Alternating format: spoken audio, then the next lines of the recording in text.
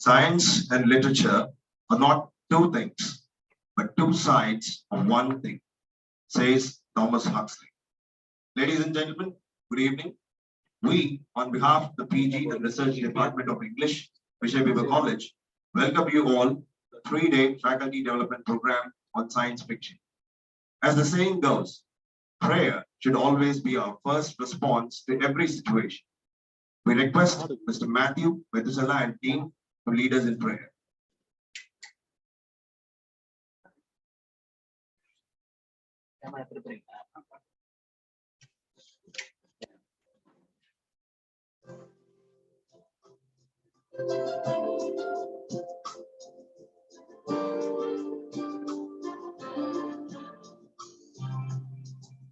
What can I give?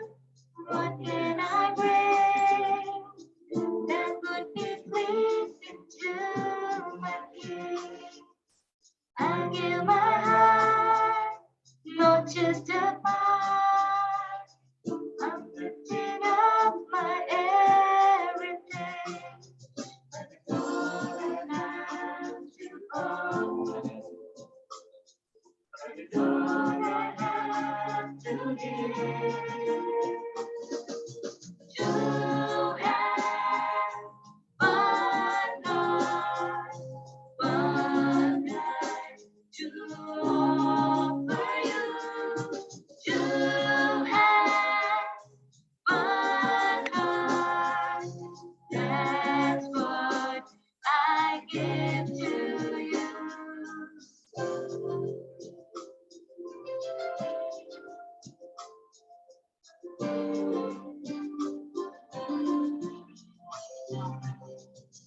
Use me today, I know you can. Lord, I surrender to your plan. You made this heart, you made these hands. Take me and use me as I am. With all that I have to offer, and all I have to give.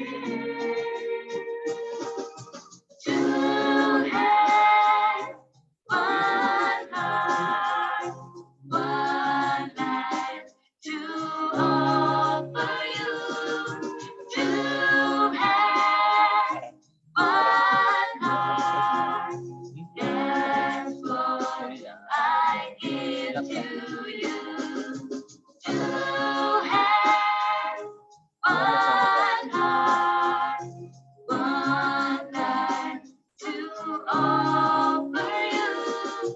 To have one heart, that's what I give to you.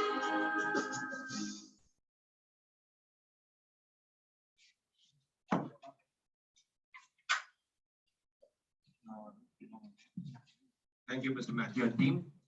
A proper welcome for a proper day. We call Dr. Ronald David, Assistant Professor, Department of English, to welcome the gathering. Good evening, all. I take great pleasure in welcoming you all to this 3-day faculty development program on science fiction. We're grateful to you all for your time and presence today. Friends, gone are the days where we cherish the notion life is lived forward and understood backwards. These are the days where we plan for the reality of build-up schedule.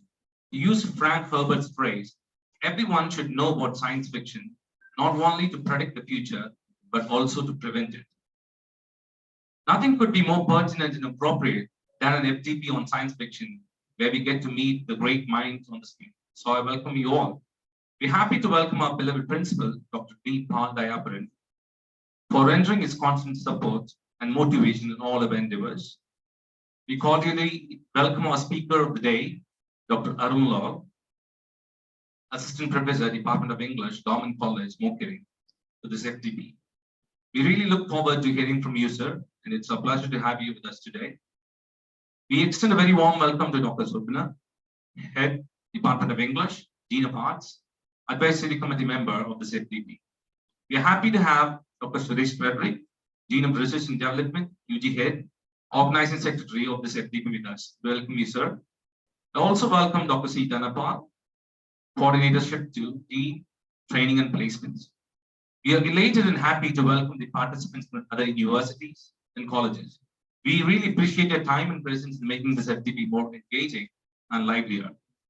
On behalf of the department, I extend a very warm welcome to our faculty, scholars, students, and other well-wishers.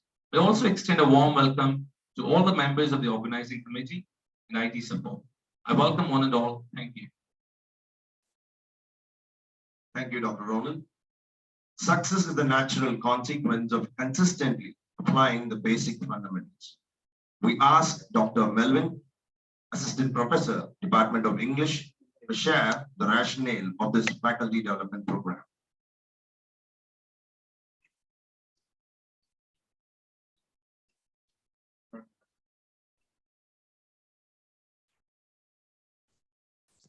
Good evening, ladies and gentlemen. The PG and Research Department of English in Bishop Heber College feels immensely elated to organize the 3-day faculty development program on the theme science fiction. Science, in many aspects, contrasts the perspectives of arts and humanities. The science versus arts debate has been going on for many years now, but one cannot actually compartmentalize science and arts. Science and literature are actually like two sides of a coin, though for the convenience's sake, we have set them apart. At the root of things, they are not two different entities. Science stimulates the analytical, investigative, and logical base of the brain, as literature does to the aesthetic sensibilities. Scientific education thus implants rational, skeptical, and experimental habits in mind. Science fiction is often called as the literature of ideas. It is one of the most rooted and creative categories in literature. It is a genre of speculative fiction that typically deals with imaginative and futuristic concepts such as advanced science and technology, space exploration, planetary romance, time travel, parallel universe, and extraterrestrial life. Since they are so imaginative, anything is possible, especially in science fiction. The 3-day FDP intends to create interest in science fiction to facilitate upgradation of knowledge and to provide opportunities to keep pace with changing scenario. The Department of English in Bishop Heber College always believes in excellence and strives to give the best when it comes to promoting advancements in knowledge sharing. We have handpicked the best of the best resources to stimulate the minds of the participants. We are to learn more about this fascinating genre from 3 renowned speakers. The first speaker, Dr. Arun Lal Mokeri, is an assistant professor of English at the Government College, Mokeri, Kozhikode, Kerala.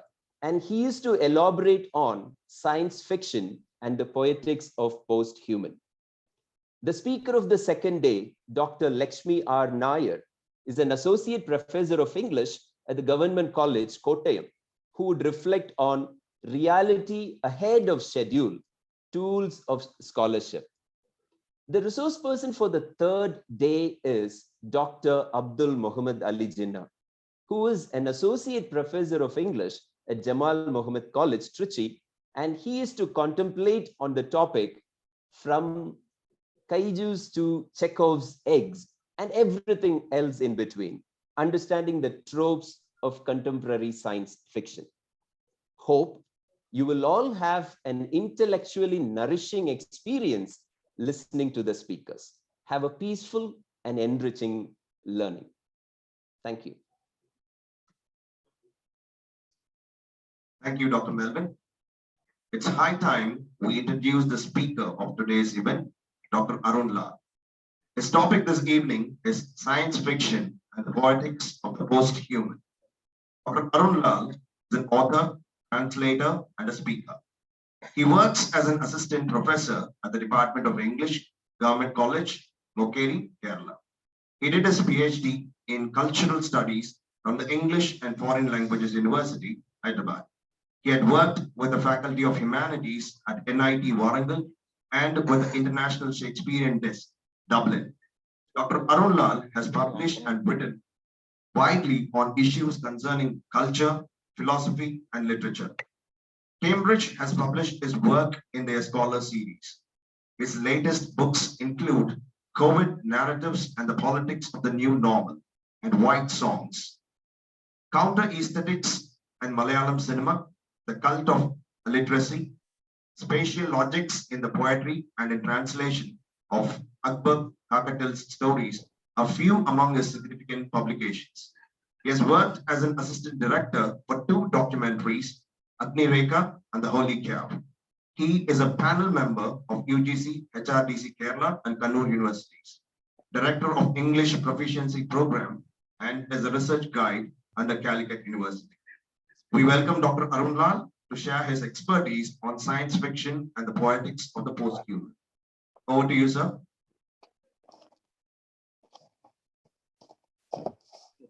Yes, sir. Thanks. I hope I'm audible. I am having a rather bad cold and just out of the fever bed. Excuse my voice and its lack of clarity. I really hope the ideas aren't affected by the lack of clarity as my voice is. Well, so today we will kind of map a rather nebulous field. How science fiction translates itself as the art of post-human poetics. Those 2 terms, those 2 ideas that we are going to take up in this particular talk, the idea of science fiction and the idea of the post-human. They're both, kind of undefined areas yet. Science fiction is undefined because you cannot say, neither science nor fiction, the combination that is made, science and fiction, neither of those fields are limitable fields. Fiction refers to that genre of literary writing which defies all boundaries. You can have poetry in fiction. You can have drama, dialogues in fiction. You can have philosophy in fiction. Fiction, otherwise called novel for that matter. So it's called novel because it is the most novel. It is the latest entry in literary genres, and it kind of comprises, it consists everything else. It has drama in it. It has even seeds of cinema in it. So such is fiction, which is kind of illimitable. Science too is a practice that does not end with Newtonian or Einsteinian paradigms. It seeks to develop itself. It seeks to grow out of its own its own boundaries. That is why it is science. Science is like, you look at etymology. Science is basically to know. So to know something again, how much is there to know? We have no idea, right? The limited knowledge that human beings have gathered through the past few millennia, there is a hell lot of more to know in the world, in the universe, and it is the task that science is undertaken, or under the rubric of science, this is what human beings aspire to do, to know. To know is an illimitable enterprise, so therefore science also does not have a contour, a boundary. a border to speak with. So in which case you put science and fiction together, you make it science fiction. What is fiction doing in science? What is science doing in fiction? What is science doing in the rubric of culture, in the realm of fiction, in the realm of literature? How do we or why do we usher in the frames of the yardsticks of the methodologies of science? Science has a certain methodology. Science is famous for methodology, isn't it?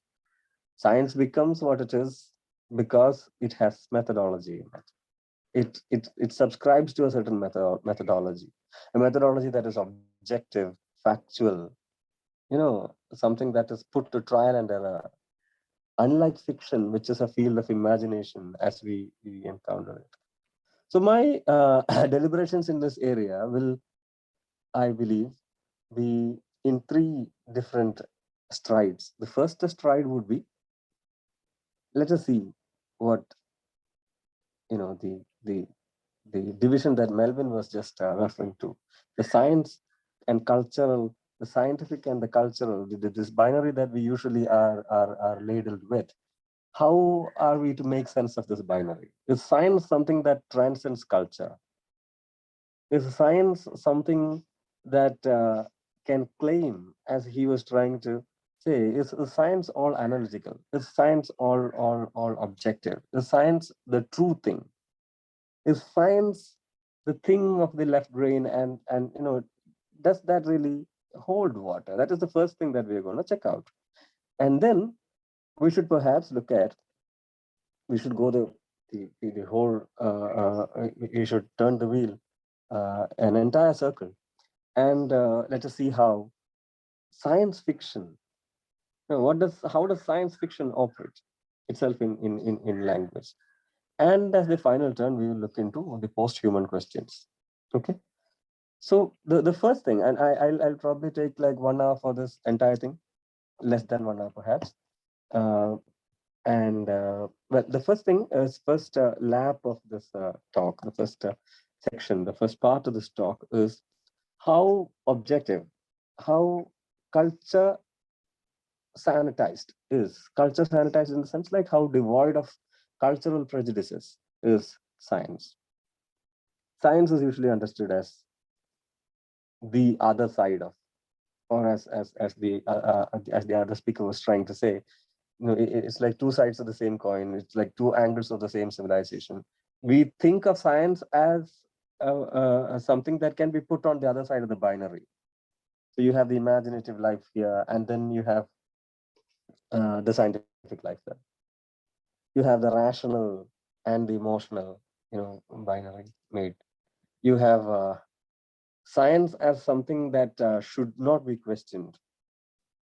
The science has practically become the religion of modernity. This is what a religion is. A religion is something that does not like to be questioned. People who question it are looked upon with suspicion. Science has become something like that in the modern world. Well, it has its institutions. It has medicine, for that matter. It has engineering, for that matter. These institutions have become so predominant that in common sense, science has become so true, so axiomatic, that we have forgotten that science is nothing but objective. Science is nothing but pliable to cultural paradigms.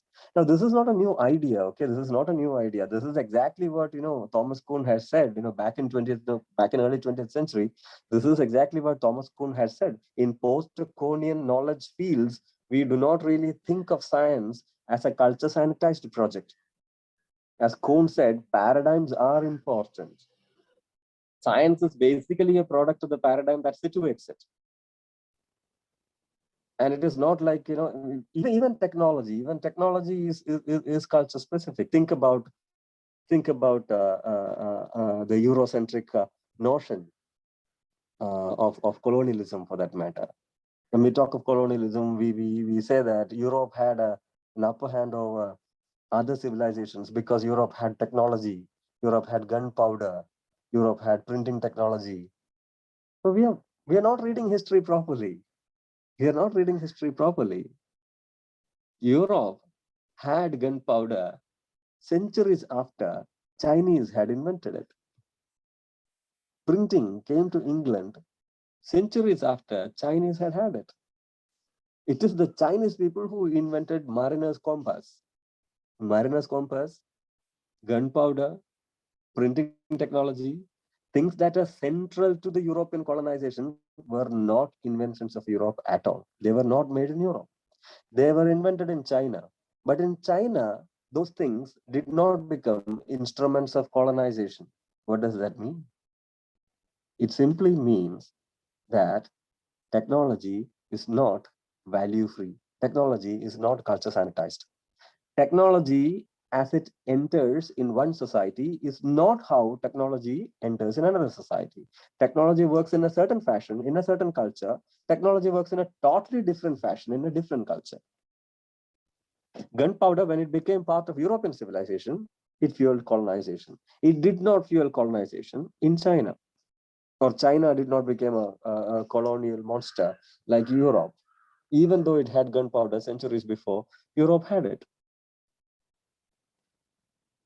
Well, history is a complex thing. History is something that, this whole Eurocentric idea that, science is science is what propelled them forward. That's not true. For that matter, science is not European. The kind of science that Europe professed to have had, the kind of supremacy that they've had, the kind of supremacy that they flaunted that they had during Renaissance is not their kind of science. They went around, they collected knowledge from Arabia, they collected knowledge from China, they collected knowledge from India, they put it all together. What they did in Europe was like putting it all together. So the modern science, basically, science as the common sense has it, modern science basically is a product of putting together, which was done in Europe. It was not, the project of actual science was not done in Europe. Science is not Europe born. Civilization is not Europe exported. It was not like Christianity.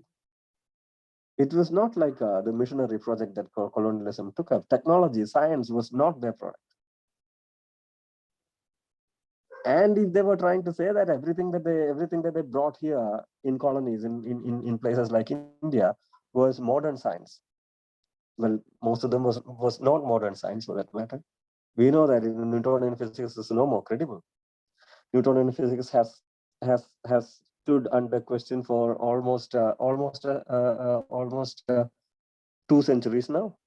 Newtonian physics is still taught in schools, but we know that Newtonian physics is not to be believed. I mean, Newtonian physics basically bent its back when light was recognized to be both particle and a wave. If something can exist as both particle and a wave, and if something as common as light can exist as both particle and a wave, and Newton couldn't understand it, well, I mean, Newtonian physics stands questioned. So the whole project of science that was brought into other parts of the world by Europe, the whole idea of supremacy of Europe, supremacy of European science, this must stand questioned. And as I have told you, technology works differently in different societies. Why even look at vaccines, for instance? How does vaccine work function in our society? How does vaccine function in America? Vaccine technology works differently in different contexts, right? So science is not objective. Science is not factual. Science is not unquestionably, science is not the kind of religion that shouldn't be questioned. Science is not the God that we believe to be factual, analytical, objective, cold, steel-like. No, it is not. It is as human and bendable and pliable and subject to prejudices. It is subject to prejudices. Definitely it is subject to prejudices. By the end of 19th century, and when the Second World War was almost being fought, the scientific laboratories in Europe was busy experimenting with the skulls of people from Africa. They said the skull design of Africans resemble the skull designs of apes closer than the skull designs of white people. Therefore, it is proved. This is a scientific, you must have definitely heard these theories, right? Bollock theories.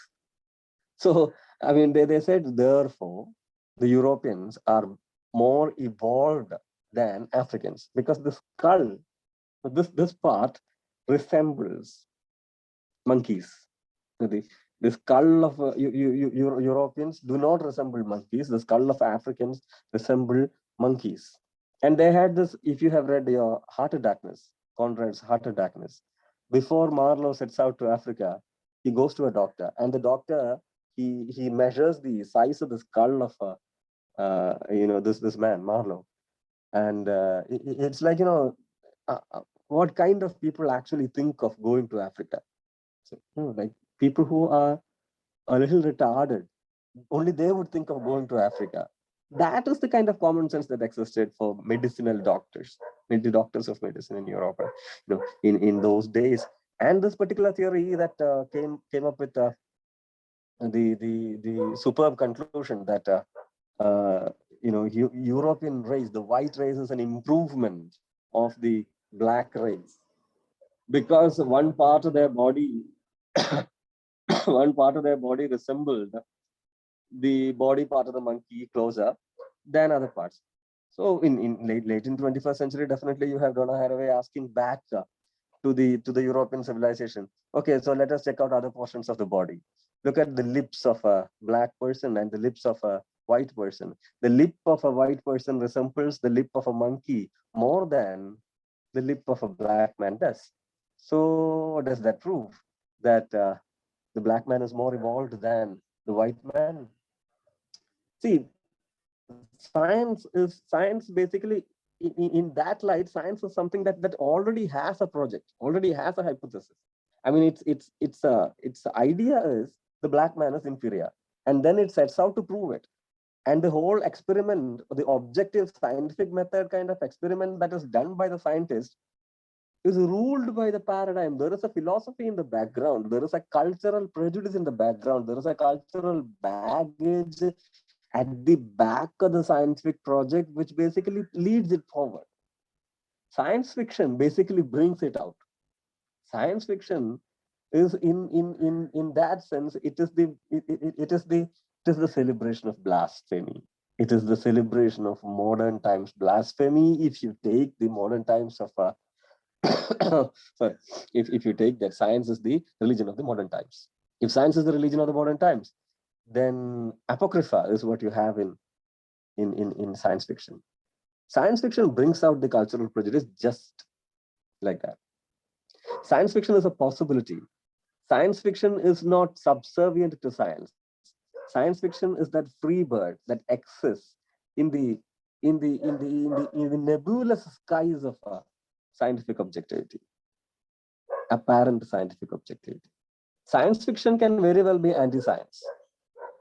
Science fiction can very well be anti-science. I mean, there are several, there are all of them, most of them, in fact, most of them are anti-science, if you have read them closely. If you read the postmodern science fictions closely, why postmodern? Even pre-modern. Proto-science fictions take up something like Gulliver's Travels. Gulliver's Travels is an excellent science fiction. Gulliver's Travels is where, the third voyage, for instance, the third voyage that Lemuel Gulliver undertakes. Remember the voyage? He goes to the flying island Laputa. Laputa is like an expletive in Spanish. Laputa is a swear word. He was trying to bring the political economy between Ireland and England into play. Anyways, that is beside the fact. What I wanted to stress on is how Gulliver's third voyage is an excellent science fiction. Remember, Gulliver's Travels was published in 1724. It was published before the first English novel, Pamela, was published. In that sense, this is proto-fiction. This is not fiction. Technically, this is proto-fiction. And this is also proto-science fiction. I'm trying to show you that the genre existed even before fiction existed. The genre existed. Robinson Crusoe is in part. There are so many areas in Robinson Crusoe which resemble the writing of a science fiction. Well, anyways, science fiction is all about space exploration, moving into places where time and space are confused. So in that sense, Robinson Crusoe can also be read as you read science fiction. I'm not saying Robinson Crusoe is a proper science fiction, but Gulliver's Travels definitely is science fiction. This genre existed even as fiction was coming into bloom. Before Pamela was written, before Fielding started, before Smollett started, before Sterne started, before the four pillars of English fiction started, Gulliver's Travels was already in place. And Gulliver's Travels is all about criticizing science, critiquing science. Gulliver's Travels is a larger project. Definitely, it's a misanthropic project. It is a project that sought to make fun of almost every single aspect that human civilization was proud about. Well, but in the third voice, it specifically takes for its enemy. It attacks the Royal Academy. It attacks the fad for science. Balnibarbi and Laputa, the two places, the two geographical regions that he brings together, that Swift brings together in the third voyage of Gulliver. He says the island is a flying island. How does it fly? It flies because there are magnets. Magnets are placed in the island below. When there are places, there are rocks on which they fix magnets, and some magnets are fixed below the flying island. So they can control the magnetic field and either fly high or come down, or like fly fast or slow down. The kind of principle that we are now using for the electric trains. This was scripted by Jonathan Swift back in 1724. And this is science fiction. That fiction has become a reality here. That fiction has become something that we can relate to, really. I mean, we see electric trains, we see magnetic fields, we know the north and north repel, and therefore there are, when you create electric fields, and when you try to run a metro train over a railway track, you can actually put that to use. This repulsion technique can be used to speed up a train. It's supposed to be the most energy efficient kind of a project. It leaves the least carbon footprint, isn't it? So the most efficient in terms of speed, and the most ecologically conscious, the method that leaves the least carbon footprint, as I said earlier. All those things have been part of the project that he built up in the third voyage. But these islands, the Balnibarbi Laputa complex that he weaves in the third book of Gulliver's Travels, he also says how institutionalization of science is a disaster. How scientists in their laboratory, you remember Lagada, right? Lagada is the academy that he visits. Lagada is the academy where the inhabitants of Laputa, they pride themselves in the kind of research projects they undertake. I was hunting for that particular chapter earlier.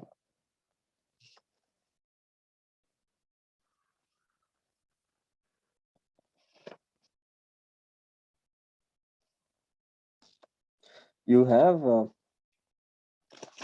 the academy described, and there is an entire chapter in Gulliver's Travels. This is Gulliver's Travels, by the way. So in Gulliver's Travels, you had this entire, this academy is not an entire single building, but a continuation of several houses on both sides of a street, which growing waste was purchased and applied to that use. The first man I saw was of a meager aspect, with a sooty hand and a face, his hair and beard long, ragged and singed in several places. His clothes, shift, and skin were all of the same color. He had been 8 years upon a project for extracting sunbeams out of cucumbers, which were to be put into vials hermetically sealed and let out to warm the air in raw, inclement summer. So this is a project that the first scientist in the Academy of Legado, the Grand Academy of Legado. So they take up this project. So the scientist is, he's held up in this project. The project is from cucumber you extract sunbeams, and then these sunbeams will be sealed in a box. And when the weather is so snowy, when there is a lot of snow and it's really freezing, you let the sunbeam come out of the hermetically sealed bottle. So he has been into this project for some 8 years now. I went into another, and there is another description. I'm not reading that entire description. I'll just leave you. I mean, in your leisure, you will definitely pick up this particular chapter and read, I guess. Secondly, I went into another chamber, but was ready to hasten back, being almost overcome with a horrible stink. My conductor pressed me forward, conjuring me in a whisper to give no offense, which would be highly resented. See, you cannot give offense to the scientist. The scientist, whatever bullshit he is working upon, you should never offend the scientist. The science is like the one religion that you should not go against. So, because he is a scientist, because he is working on something, do not give offense. Do not say that this is stinking. Do not say that the king is naked. Don't do that.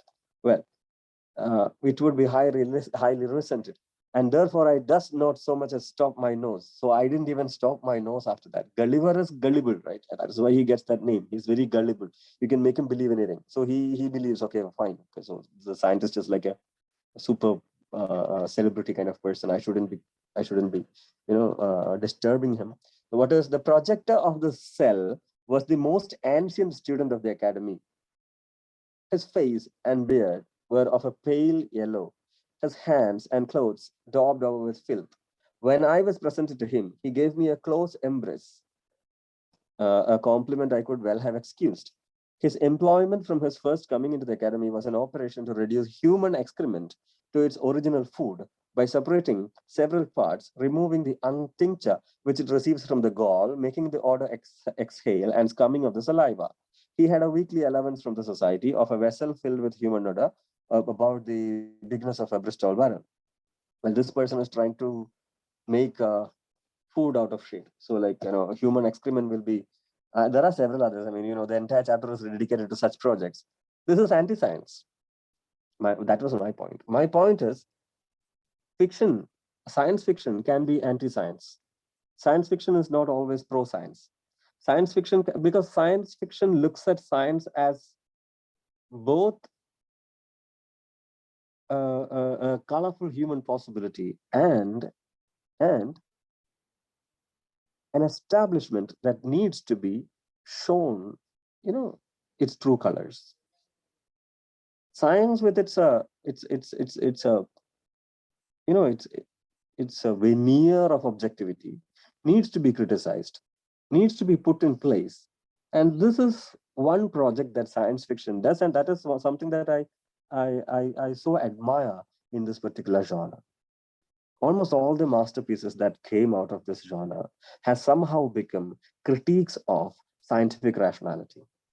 Look at 1984 for that matter. 1984 is an excellent science fiction.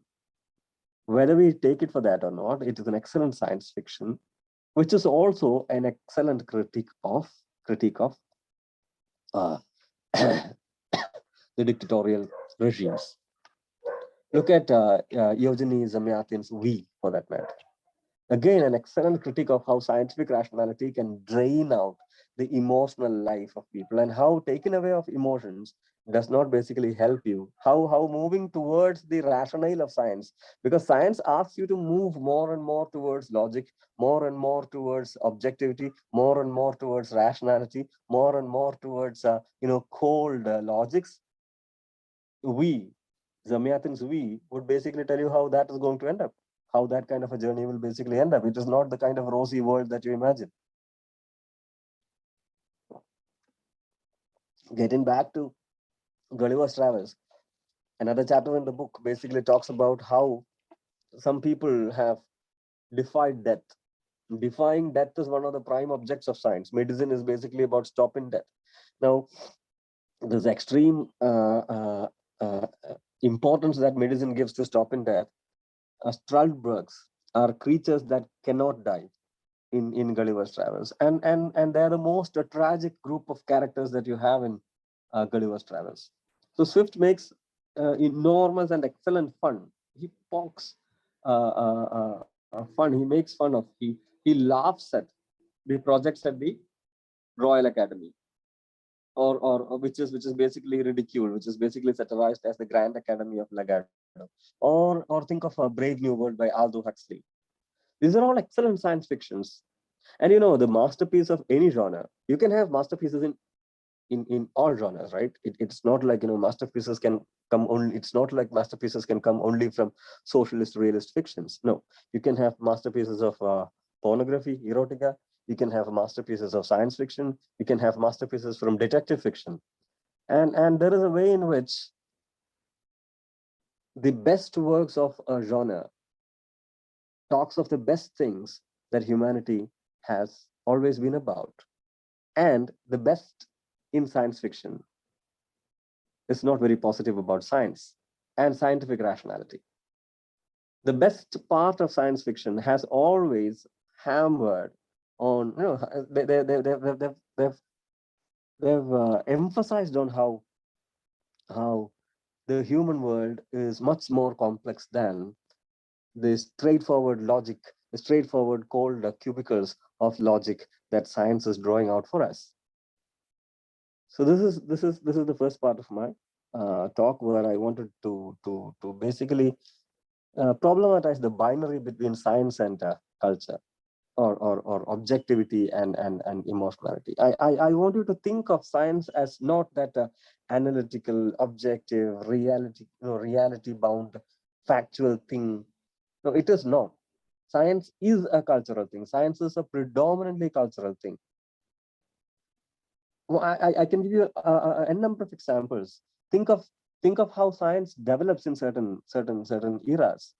Why do we need something like a scientific cartography? We need scientific cartography because colonizers needed it.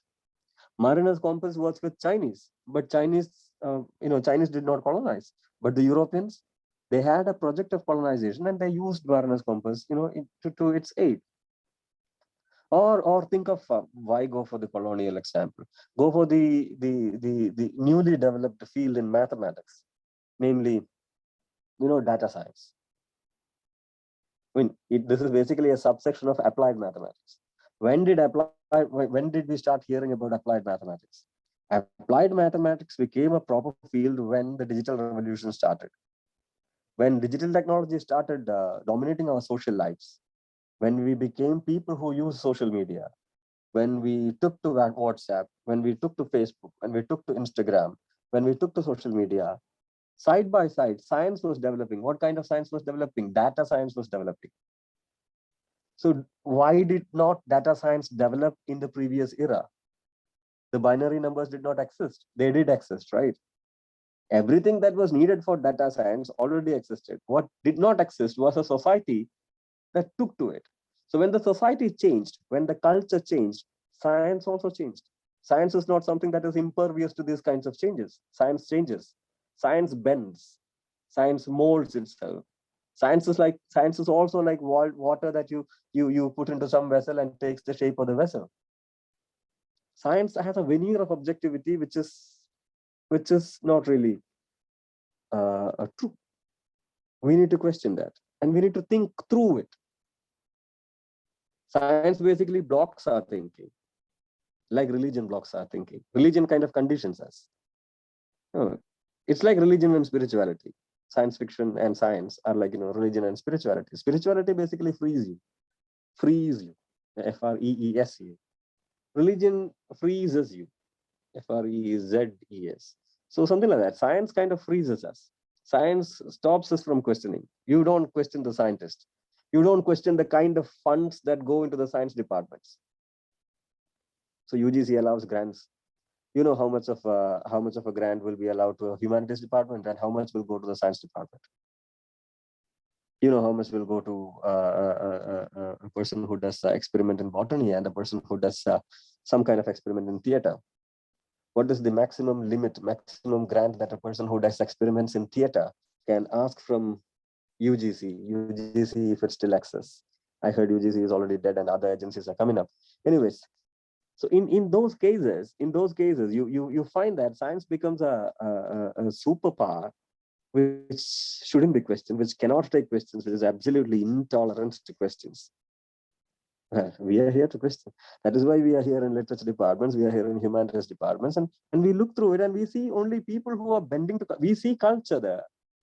If you look the way you should be looking, you see only culture there. You don't see the science that they're talking about.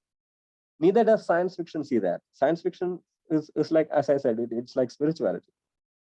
And science department, science as they profess it, is like religion.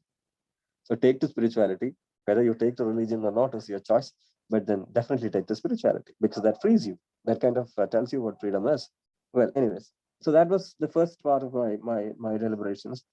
Now I want to change my focus. I think I have, yeah, this is one problem with the online kind of webinars. I cannot take, live questions, or I can't even see you clearly, whoever is sitting. And even if I saw you clearly, this wouldn't make a chat session or something. It wouldn't be as lively as if we were talking in actual real world. Anyways, so yeah, the next part of my speech is, it's already 5:30, so I'll be a little quick. The next part is, how does science fiction work in fiction? As literature, how does it alter the way we read things? Well, first things first, basics first. Literature is nothing but a creative employment of language in its basics. In order to write literature, you need to be able to use language in the best possible fashion. Language is the raw material. Language is what we are working with. We need to be able to refine language. How do we refine language? We take to metaphors, right? We take to metaphors. We take to think of we take to think of metaphors. We take to think of figure of speeches. We try to make elaborate constructs full of symbols, allegories, allusions. This is how we make literature, right? Literature is not like a newspaper article. Literature is not like a grocery list. Literature is employment of language in a more serious sense of the term. If that is the case, science fiction, meddles with that interpretation. Science fiction is not satisfied, or we cannot satisfy the genre definition of science fiction with such a definition of literature. Because science fiction, primarily, it meddles with metaphors. It is not comfortable with traditional kinds of metaphors. In fact, metaphors won't work in science fiction. I mean, this is not my idea. This idea has been given by a theorist, namely Gwyneth Jones. Gwyneth Jones has analyzed the language in science fiction. So her analysis goes like this. I just read out from Gwyneth Jones's essay. The reading of a science fiction story is always an active process of translation. So Gwyneth Jones thinks that reading science fiction always is an active process of translation. I mean, even if you're reading science fiction in your own language, you will keep translating it. You will need to find some kind of a meta realm, a meta level, a platform where ideas in science fiction is re-rendered. Okay. Now I'll continue reading from that. This is just a small passage from Gwyneth Jones. Language is not trustworthy in science fiction. Metaphors can become literal. She gives you example. He gave her hand, or he turned on her side, raise numerous possibilities in the mind of the science fiction reader. Like, he gave his hand in a romance genre, in a normal novel. It doesn't mean it's a metaphor. He gave his hand. But in science fiction, it could be about replaceable body part. Like he actually removed his hand and gave it to that person. So the metaphor becomes literal. he turned his side. You can clearly turn your side. If you were a robot or something, you would be turning your side.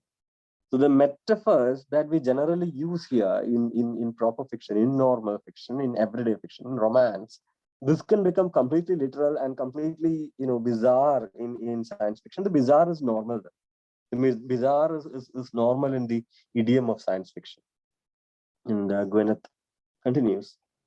Yeah, I mean, the example that she gave, he gave her his hand or he turned on her side, raised numerous possibilities in the minds of the SF reader, involving perhaps detachable body parts or implanted electronics.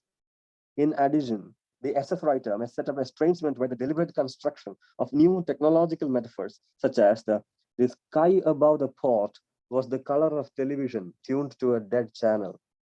Now, that is from Anthony Burgess's story. You see the metaphor. The metaphor. The sky above the port was the color of television tuned to a dead channel. This is a superb metaphor, but this metaphor fits the genre of science fiction only properly. Properly speaking, this fits the genre of science fiction. It will not fit the other kinds of fiction. It will not fit the context of a romance fiction. It will not fit the context of a historical fiction. But this will definitely fit the skies of sky in the literal sense, the skies of science fiction. Sky, when it is described in science fiction, you can do this. You remember how scandalous the image that Eliot used in Love Song of J. Alfred Prufrock was. We go, you and I, when the evening sky is spread, when the evening is spread against the sky, like a patient etherized upon the table. So, when the evening is spread against the sky, like a patient etherized on the table, was so scandalous and shocking to the modernist reader, because he picked up a metaphor that was bizarre. Well, we should then take to science fiction to see how metaphors are created, because Eliot is nothing. The way Eliot has coined one metaphor, the entire science fiction, the entire genre of science fiction is replete with such metaphors. They hunt such metaphors. More than that, but there is still the expectation that one will read literally whatever is on the page, whether he caught sight of an undigested stretch of corpse still bearing traces of the last inhabitant's body hair and musculature. That is from Egan Schild's. Schild's later is another famous 20th century science fiction. From that work, she quotes, or anyways, and like that is, no, the point is, language is middled with. The usual exercise of metaphor making, the usual exercise of building up figures of speech, extending imaginative dimensions, extending language into imaginative dimensions which are metaphorical. That process comes under a re-rendering in science fiction. And this is the most basic thing. This is the fundamental, right? I mean, the way you use language in a genre, that kind of defines how the genre can explode into possibilities, right? So in that sense, science fiction has to be placed beyond language. There is beyond language in the sense, beyond the present day logistics of language. How language is carried around in different genres. Like you can carry around the newspaper language can be carried around to XYZ genres of fiction, but not to science fiction. Science fiction will want you to use language in a different way. Martin Scorsese, he once made a remark that superhero movies are not really movies. And superhero movies are supposed to be one major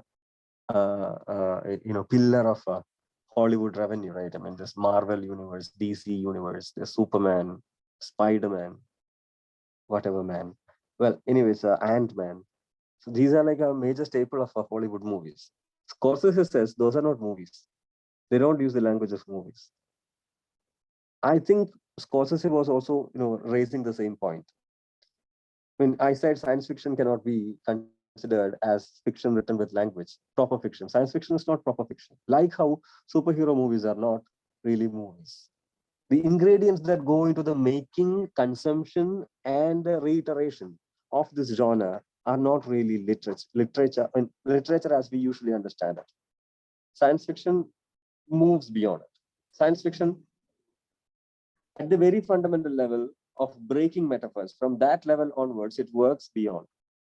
And also remember, science fiction, the best works of science fiction always have given you new words. It finds a lacuna with the existing vocabulary. I mean, I'm stressing on the basics. I'm stressing on how grammar is called into question, how vocabulary is called into question, how things that we name in a certain manner is named in a completely different manner in science fiction. Imagine Gulliver's Travels gives you like 100,000 or 500 new words. I mean, like from one section. Yahoo was a word that first occurred in Gulliver's Travels. Winim, Straldberg, Glumdalclitch, whatever. I mean, it's all those, those words that you have in Gulliver's Travels, or look at 1984, Big Brother, New Talk, Mind Talk, all those things that Orwell was coming up with. See, they are not satisfied with the kind of vocabulary that is available. Orwell writes 1984, and that's again funny. See, the 1984 that George Orwell had imagined had not come in 1984. It did not come in 2004. It will not come in 2014. It will always be a 1984 which is beyond 2022. 2022 is not 1984, but 1984 is a possibility in 2022. It moves beyond the time frame that we are thinking about. But you go back and read 1984 today, you will feel that this is the kind of world that we are moving towards. If the world did, we are not referring to a real world. We are not referring to the practicalization of things, as Orwell had imagined it, or as Margaret Atwood would. Margaret Atwood has another, she's another beautiful, very powerful science fiction writer. She has this Handmaid's Tale, the dystopian science fiction, where again, something akin to Orwell's 1984 was created. So in all those stories, in all those fiction, in all those major works of science fiction, I am not talking about the common science fiction writers, because this is an FDP and we need to deal only with those things that really matter in this particular genre. As I said, every genre can give you masterpieces. Even erotica can give you masterpieces. Even nonsense can give you masterpieces. Like Alice in Wonderland, written by Lewis Carroll, is a masterpiece in nonsense. So even nonsense can give you masterpiece. Science fiction can definitely give you masterpieces, even when this genre exists in the borders of literature, popular literature, in borders of literature, in the sense like, it uses a language. The best in science fiction uses a language which is very challenging, uses a thought which is pushed to the boundary. Think of Brave New World, for instance. Brave New World is a world where emotions are, emotional life is minimal. You're given a pill to keep yourself happy. You keep swallowing the pill and you feel happy, contented. Contentment is what you need. You need contentment, and all these are connected also. All those masterpieces, I see them as connected. See, Gulliver's Travels, a masterpiece in this genre, can have easy in-ways into Brave New World. If Brave New World is, what is Brave New World is talking about? Brave New World is also about how some deep fears in human existence, like the loss of a dear one, for that matter, it is solved because you're not going to die. Death is a solved issue in Brave New World. What else is a solved issue? Loss of love is a solved issue in Brave New World. So in Brave New World, you will be programmed to love, and you will keep loving the other person. You will keep loving the other person. Your love will not fade. Of course, it refers back to Keats' Ode on a Grecian Urn. Your love is not going to fade. You will permanently love the other person because you're programmed to do so. So you don't have to fear that your love will fade, your love will come down, this person will go away. No, that fear is taken out. You will be bonded together. But this is exactly what Brave New World criticizes. critiques. Brave New World or any science fiction tells you that death is a part of human reality, which needs to be acknowledged. Loss is a part of human reality, which needs to be acknowledged. Somehow, this fear of losing, the fear of losing love, the fear of losing a person, these add to the intensity of the feelings. The emotional life that we have is so intense because these losses exist. Once these losses are cleared, what will happen? Well, read Brave New World, read Gulliver's Travels, and see how removal of these things, which are supposedly scientifically, the targets of scientific rationality. If you move towards the most rational, again, this is Enlightenment philosophy, right? We are coming down to the last part of the talk. How much time do I have left? Who's conducting this, Ronald? How much more time do I have? Are you listening? Is 5:45. Yeah, you can go for 15 more minutes. 15 minutes more at the max. So we are coming to the final part of what I'm trying to say. We are looking into the post-human dimensions of this whole thing. What is post-human? Post-humanism is the ultimate challenge, is the ultimate denial of Enlightenment philosophy. Enlightenment has been the mainstay of humanism. Enlightenment has been the mainstay of humanism. Enlightenment believed that human history can only linearly progress. It will never go back. The lives that were lived 10 years back were not as good as ours. 10 years hence, people will be living a better life. Now, this is what you call Enlightenment rationality or linear progression. Enlightenment believes in history's linear progression. It believes in linear progression, and this is a very common thought paradigm, right? This is what we tell our kids, for that matter. We tell the kids that we did not have all those facilities that you had as kids. Our parents had also said the same to us. Our kids will say this to their kids, and we easily equate that dialogue with the betterment of human race, humanity as a better thing 10 years hence or 100 years hence. 20th century people are better than 19th century people. 21st century people are better than 18th century people. We make this rational, we make this linear progression. We are better because more and more logic, more and more rationality is put into use. We are putting more rationale into use. We are using our logic to live. We are living by reason. We are living by science. So science has this claim, science has this atrocious claim that if you live by reason, if you live by science, you will only progress. You will only progress. You will never go back. Well, 2 world wars have definitely sabotaged that claim of enlightenment effectively, but in places like India, we haven't yet woken up. In other, even Europe hasn't woken up from enlightenment fully. Even Europe, all of us hold fast to this. Enlightenment in the end is a hopeful philosophy. It leaves something for the future. It says the future will be better, and we would like to believe it. And that is why we believe it. We always believe what we like to believe, right? We love to believe something, we'll definitely believe it. So that is what happens to enlightenment. But then we know that it is not so. Technology develops. That doesn't mean human beings develop.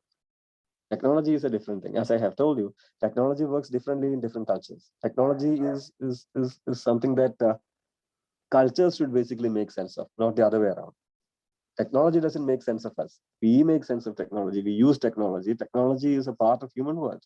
Technology is part of the paradigm that it is built into. It is inserted into. It is imported or exported or created in. So, in that sense, enlightenment basically tells us, well, that human beings are the owners of this planet. We have to take care of ecology. We have to take care of other animals. We have to look into the ozone layer. we have to protect the earth, the environmentalists, etc., are also part of enlightenment. I'm not criticizing them. They have their point, definitely, but they're also part of enlightenment. Who is not part of enlightenment is the post-humanist. Because the post-humanist is not worried about the human intervention destroying anything. The post-humanist, the kind of philosophy that is in the air now, the post-human philosophy, this goes against the enlightenment rationale. Enlightenment rationale is like, one fine point in the future, because we are going by science, because we rely on rationality, because we do only rational things, because human being is only progressing. If we are progressing, if we are continuously progressing, where will we end up? What is the final point of our progress? We will reach a society where every single person is enlightened, every single person is a Buddha, every single person is a Christ, every single person is a Prophet Muhammad. Isn't it? Enlightened people. This is what enlightenment philosophy is. Enlightenment gets that name because of that. We will all be enlightened. Enlightenment envisions a society where every one of us will be enlightened. Post-human envisions a society where human beings will basically be overcome. The technology that we are developing, there comes a moment in post-human thought, there comes a moment when the technology can produce results that the human beings did not intend it to produce. From that moment onwards, the world becomes post-enlightenment. It becomes post-human. It becomes post-humanist. Humanism also can be thrown into the dustbin of history. You can think of post-human worlds. And believe me, science fiction is that flag bearer. Science fiction is the flagship of it's the flag bearer of post-human philosophy. It tells us exactly that. It tells us that robotics, space explorations, all these things will lead to a world and a worldview which is not constrained by humanist philosophy, humanist sentiments, etc. We will move beyond that, and we will develop a complex of sentiments which are, well, as of now, unpredictable, because as of now, the post-human world hasn't become a tangible reality in that sense, as tangible as it should be.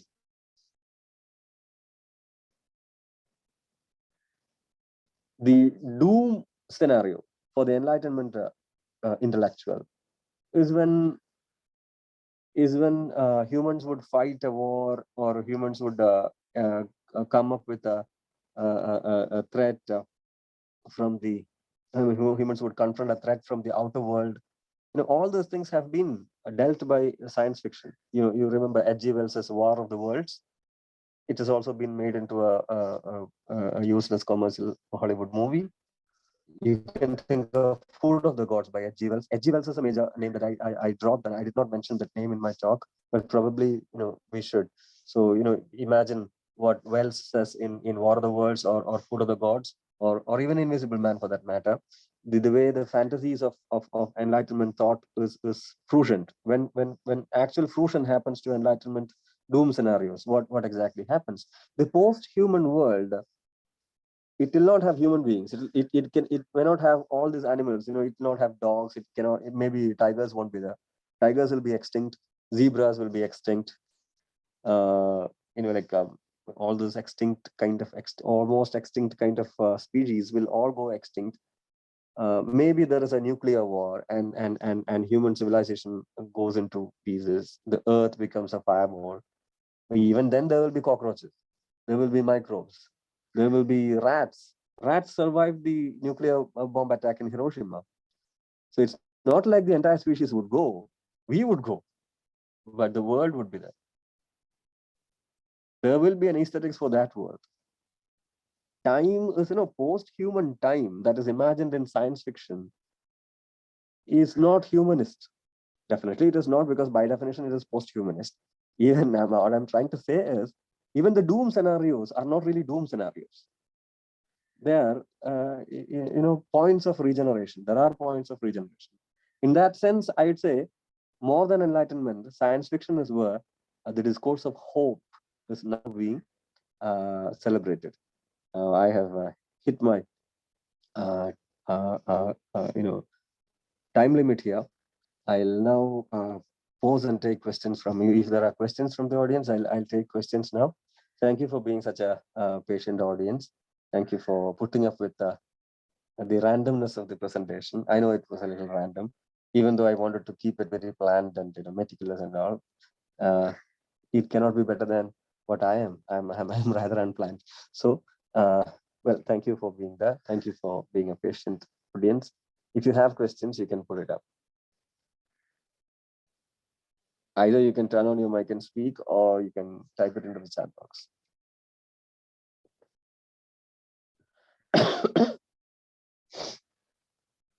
Participants can unmute yourself and you can ask questions to the resource person, or you can put your questions in the chat box.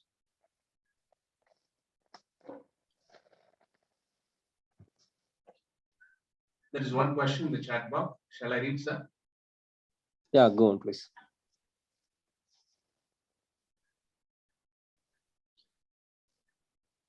H.G. Wells' Invisible Man. What is your takeaway in that? Just now, I thought you have touched on it. My takeaway. H.G. Wells' Invisible Man has been a major source of inspiration to several Hollywood movies, including the ludicrous Hollow Man kind of thing. And that imagination has also been used by Ralph Ellison to host something like Ellison has a novel, Invisible Man, where he dubs the black man in America to be an invisible presence. So it can split both ways. If we take to read Invisible Man in an abridged version, or if we choose to watch a movie made out of it, I think we are entirely losing the point. We need to go to H.G. Wells and see what because H.G. Wells is very particularly trying to bring out certain conclusions that Enlightenment philosophy very randomly makes. I'll try to read Invisible Man along with something like Food of the Gods, because I'm sure the question, whoever asked the question has a good knowledge of H.G. Wells' fictional world. And maybe you have heard of maybe you have definitely read, not maybe, definitely you must have read Food of the Gods by the same author. Food of the Gods is the other side of a Invisible Man. Like, a certain contamination in the water in a county. Well, the children who eat that, even drink that water and eat that food, eat the crops that are grown in that place, they become huge. They become giants. So on one side you have invisibility, on the other side you have supervisibility.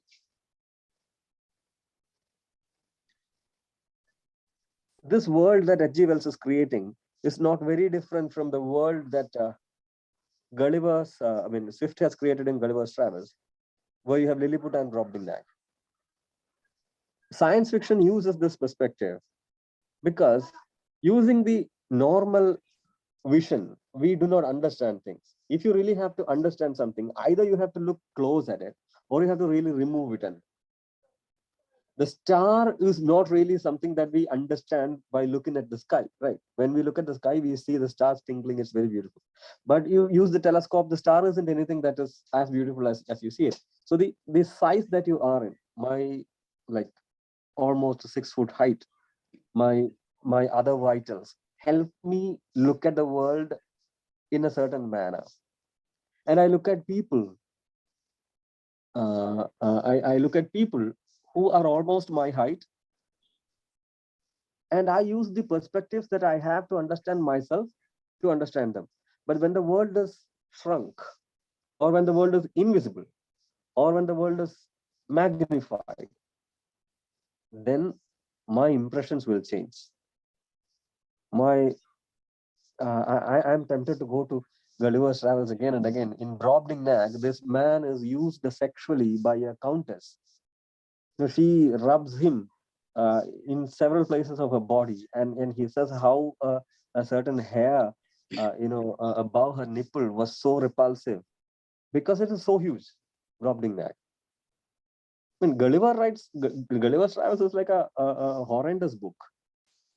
I guess H.G. Wells's fictional world has to be compared with Swift's kind of a logic. I mean, that is roughly my take on it. If I answered your question, I don't know if I answered your question, but this is how I would take it. Next question. When science fiction, new ideas are being imposed, which are trying their way in reality. Sir, I would like to know how much of fiction will become reality, like telescreen, prosthetic, and so on. Well, I would have a problem with that question. It's not like, you in fiction imagines something first and then it becomes reality. It is not always so. Sometimes what happens is reality itself is submerged in the idiom of fiction, and it takes time for it. It's not like science is not taking cues from fiction. Science is taking cues from its own self-congratulatory paradigms that change with social changes, that change with era, that change with cultural tidings. So prosthetics is a reality, definitely. Telepresence is a reality. These kinds of inventions, these kinds of developments have come up in technology, not because they have come up in fiction earlier, but because a certain kind of social change has demanded that such technology be put in place. Or in the Foucauldian sense, there has been ruptures in the history of science which made technological possibilities to come up with telepresence, to come up with prosthetics. Prosthetics, for that matter, has been something that has existed in human world much earlier, like using the whale bone for a missing leg. Remember, I have from Moby Dick. That is prosthetic. Like, technology changes, and the material that we use to construct the prosthetic changes. That's all. With the digital technology, definitely we have artificial intelligence. This artificial intelligence is it's a totally different subject. Artificial intelligence. It is a post-human thing, as I have told you. Its results are unpredictable. People who make artificial intelligence, they don't predict. I mean, if they can predict the result that comes out of an artificially intelligent project, then it is not artificially intelligent. It is artificially intelligent only when its outcome is beyond the predictability that the creator had. I have a certain ability to predict, and if what I have created behaves in a certain fashion, which is out of my predictable boundaries, then it is artificially intelligent. In that sense, it is I don't agree with that linear model. Like, you have something in fiction first, and then it realizes itself in reality.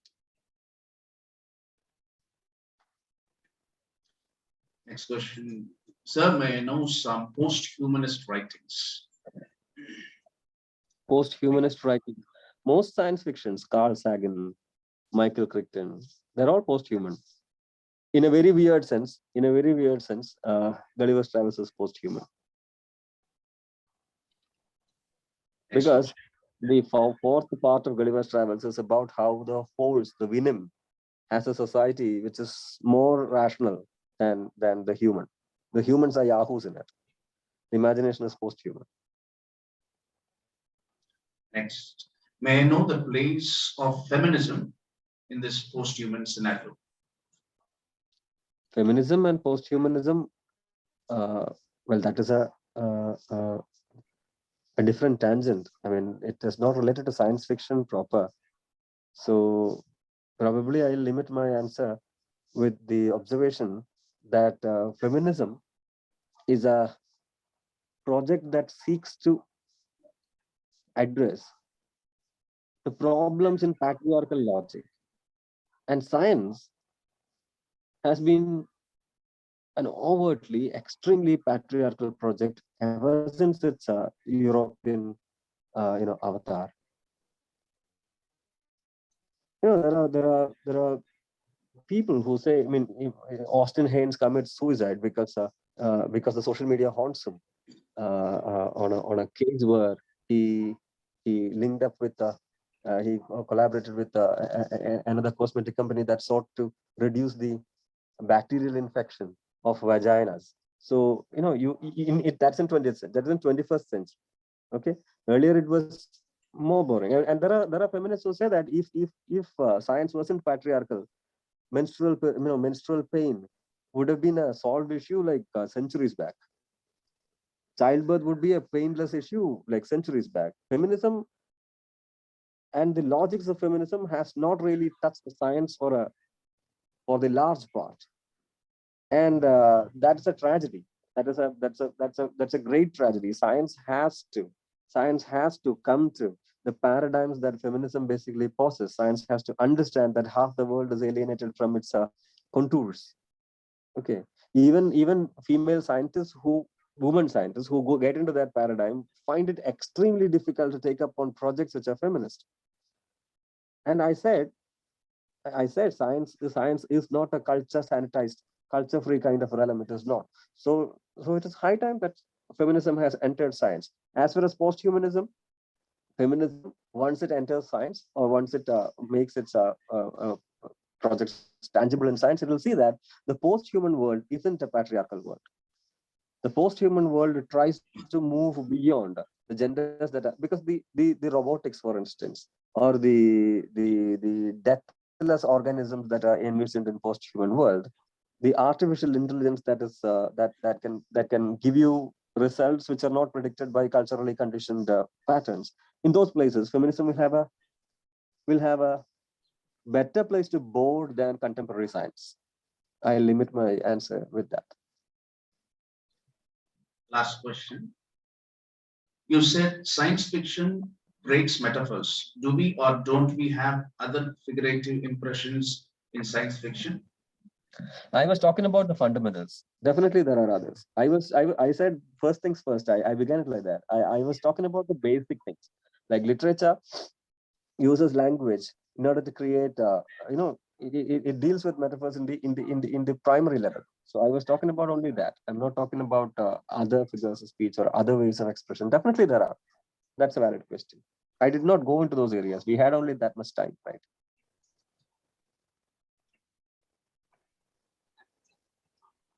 Yeah, those who want to ask questions, you can unmute yourself and ask also. So yeah, for want of time, we are winding up.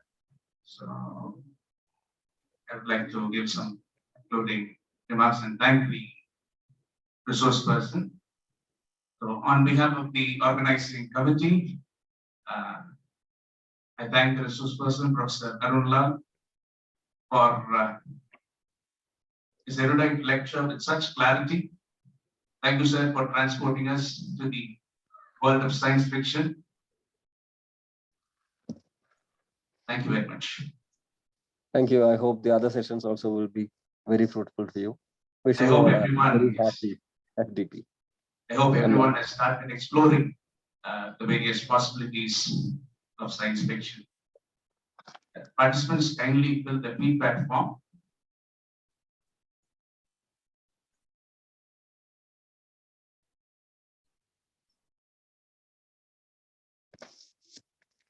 We'll meet tomorrow.